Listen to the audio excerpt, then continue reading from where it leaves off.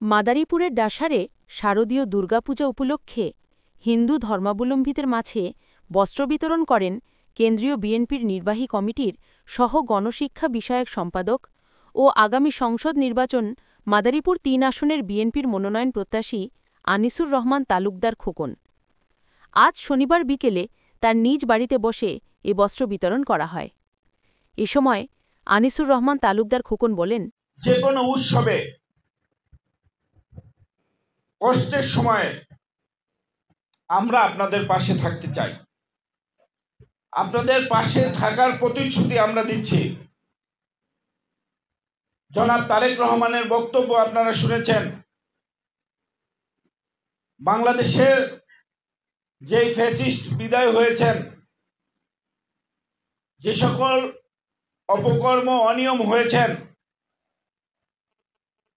আর এই 17 বছর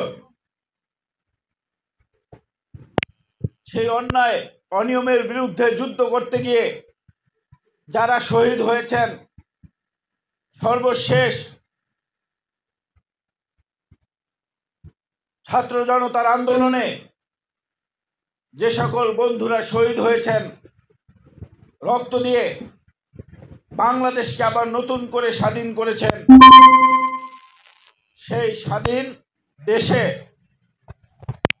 সেই শহীদের রক্তের যে স্বাধীনতা, সেই স্বাধীন দেশে গণতন্ত্রের স্বাদ বাংলাদেশের প্রত্যেকটি নাগরিক যেন ভোগ করতে পারে, সেটি নিশ্চিত করাই হচ্ছে আমাদের দায়িত্ব।